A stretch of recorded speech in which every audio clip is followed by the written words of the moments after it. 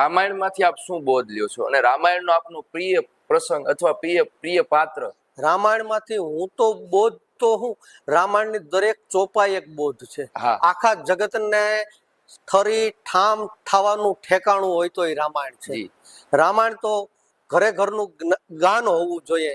અને રામાયણ અમારે ચારણ સમાજમાં તો એવું છે કે ચારણ સૌ સરસ્વતીને સેવે ને ગીત રામાયણ ગાય. જી આપને પ્રિય પ્રસંગ જે આપના નાના બાપુએ લખ્યો હોય?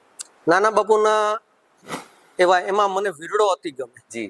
વીરડાની જો થોડીક તમને વાત છણાવટ આપું તો રામ લક્ષ્મણ જાનકી આગે રામ અનુજ પુની પાછે મુનિવર વેશ બને અતિ કાછે. ત્રણેય હાલ્યા જાય છે જંગલમાં અને રામને તરસ લાગે છે. જી. એટલે પ્રભુ રામે એમ કીધું કે દેવી નદીમાંથી પાણી ભરી જાવ, મારે પાણી પીવું છે. જી.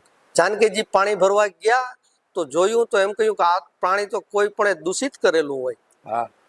મારા રામને આવું એઠું પાણી ન પીવડાવે. એટલે એને રેતીમાં એક વીરડો ગાળ્યો અને વીરડો ગાળ્યા પછી એને ઉલેચવાની એક પદ્ધતિ છે, થપાટું મારીને.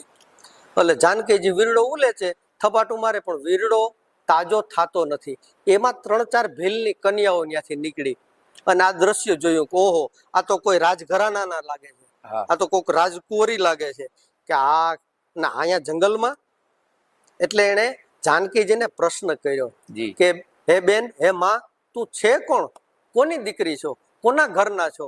અને મારા નાના બાપુએ સવૈયામાં લખ્યો, મેં મિથિલેશ ભુવાલ સુતા હસી સુમુખી કલબાની વંશ વિભા કર મેં કુલ ભૂષણ રાઘવ કે ઘર કી મહારાની પાવ ધૈરો ન કબુ બન में ભાવિ પ્રભાવન ને બન આની નાથ ત્રસા લગી નારણ કે નિક્ષી ભર ને તટની મહપાની. મેં મિથિલેશ ભુવાલ સુતા હસી સુમુખી કલબાની, હું મિથિલાના રાજા જનકની દીકરી છું. જી.